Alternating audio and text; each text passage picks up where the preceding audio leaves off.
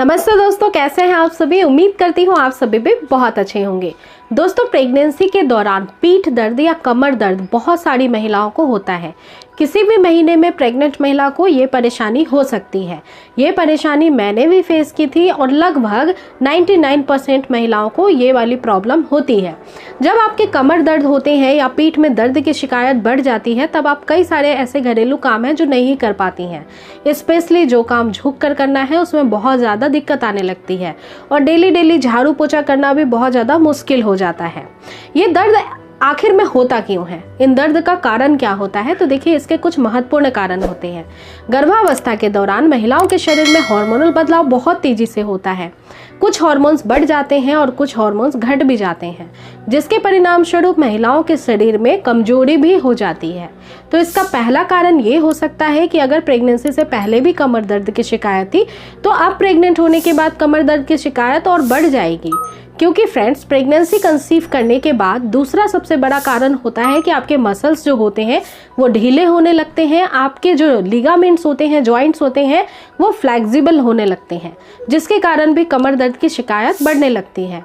और तीसरा सबसे महत्वपूर्ण कारण, अगर पोषक तत्वों की कमी आपको प्रेगनेंसी से पहले भी थी, जिसमें कि कैल्शियम और प्रोटीन सबसे इम्पॉर्टेंट होता है।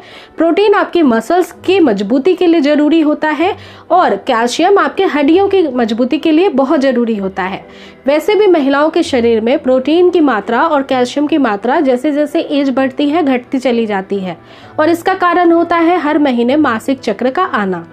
तो इसके कारण फ्रेंड्स, पोषक तत्वों की पूर्ति अपने शरीर में करने के लिए जब से आप प्रेगनेंसी प्लान करती हैं या प्रेग्नेंट नहीं भी हैं, वैसी महिलाओं को भी दूध का सेवन जरूर करना चाहिए या उबले हुए अंडे खाने चाहिए।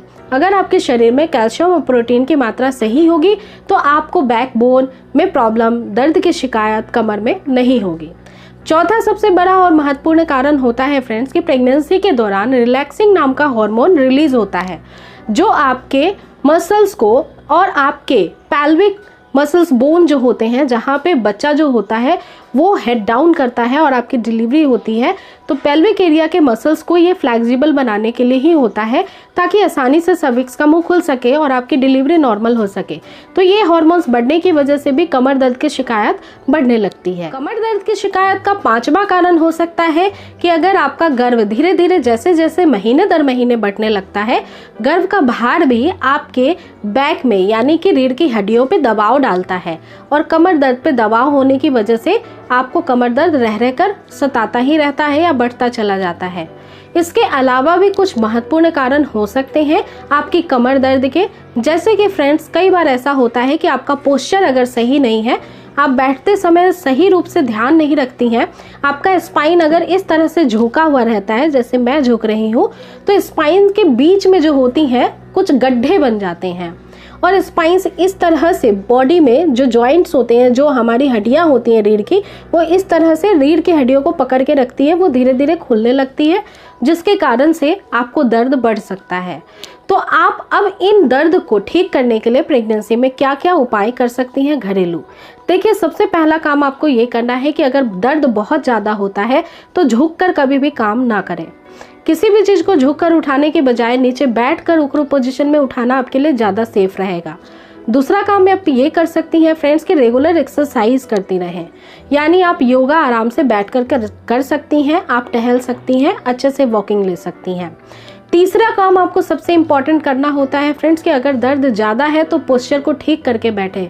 जहाँ पे भी बैठती हैं तो आप कमर के पीछे एक पिलो का इस्तेमाल करें और अपनी रीढ़ की हड्डी को सीधा रखने की कोशिश करें।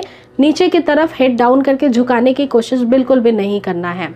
चौथा काम ये करना है फ्रेंड्स कि अगर दर्द आपको ज़्यादा सताता है तो आप कोल्ड बैग का थोड़ा सा सिकाव भी कर सकती हैं, जैसे कि किसी भी आप बैग में, आजकल मार्केट में मेडिसिन की दुकान में आपको बहुत आसानी से मिल जाएगा, ठंडे पानी को भर करके या फिर आइस बैग के नाम से होता है, आप उसमें आइस के क्यूब्स डाल करके जहाँ पे दर्द हो रहा है वहाँ पे सिकाई कर सकती हैं, लेकिन इसके लिए पहले अपनी डॉक्टर से भी बात कर लीजिए। इसके अलावा फ्रेंड्स, दर्द की शिकायत अगर इन सभी चीज़ों को करने के बाद भी ठीक नहीं होती है तो आप हल्की फुल्की सी मालिश मसाज भी ले सकती हैं, खुद से कमर की मालिश कर सकती हैं। और आखिर में अगर दर्द बढ़ता ही चला जा रहा है तो आपको समय पे डॉक्टर से मिलना भी बहुत ज़रूरी होता है। इसके साथ ही फ्रेंड्स कोशिश करें कि चलते समय आपकी स्लीपर्स यानी फुटवेयर जो होनी चाहिए वो विदाउट हील की होनी चाहिए। हील्स वाले चप्पल पहनने से भी कमर पे दबाव पड़ता है और दर्द बढ़ सकता है। इससे आपका बैलेंस भी बिगड़ सकता है, आप गिर सकती हैं, आपके घर में चोट भी लग सकती है। तो इसलिए आप स्लीपर्स बिल्कुल फ्लैट पहनने की कोशिश करें और जो डॉक्टर रेकमेंड करते हैं फुटवेयर वैसे ही फुटवेयर का इस्तेमाल करें। साथ ही साथ सोते हुए फ्रेंड्स आप चाहें तो दोनों टांगों के बीच में तकिए का इस्तेमाल भी कर सकती हैं। ये भी आपके बैकबोन को सपोर्ट करता है और दर्द को थोड़ा कम कर देता है। तो अगर इस तरह से अपना ध्यान रखेंगी तो इस दर्द से राहत भी मिल जाएगा फ्रेंड्स। और बाकी ये दर्द जो होता है ये बहुत नेचुरल है, कॉमन है। जैसे आपकी डिलीवरी हो जाएगी, मान लीजिए प्रेगनेंसी में ही ये दर्द आपको शुरू हुआ है तो आपकी डिलीवरी के बाद ऑटोमेटिक ये ठीक भी हो जाएगा। अगर आपके शरीर में कोई कमजोरी नहीं है जैसा कि मैंने बताई है, फिर भी डिलीवरी के बाद भी आपको बहुत ज़्यादा पोषक तत्वों की ज़रूरत होती है शरीर को, तो आप अपने ऊपर ध्यान रखिए। आप न्यूट्रिशन से भरा हुआ खाना समय पे लेते रहें, दूध और फलों का सेवन रेगुलर बेसिस पे डेली ही करें और एक अच्छा डाइट रखने के बाद आपके शरीर में किसी भी तरह की कोई कमजोरी नहीं रहेगी तो ऐसे दर्द की शिकायत भी नहीं बनी रहेगी, वो प्राकृतिक रूप से ठीक हो जाएगी। तो उम्मीद करती हूँ फ्रेंड्स ये वीडियो से आपको बहुत लाभ मिलेगा और आप भी इस दर्द से छुटकारा पा लेंगी। आपको ये वीडियो कैसी लगी है कमेंट करके बताइए और वीडियो पसंद आई है तो लाइक करें।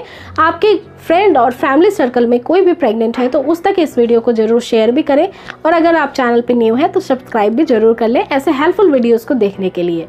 तो अगले वीडियो में फिर से मिलते हैं आपके लिए एक हेल्पफुल टिप्स के साथ। Thank you.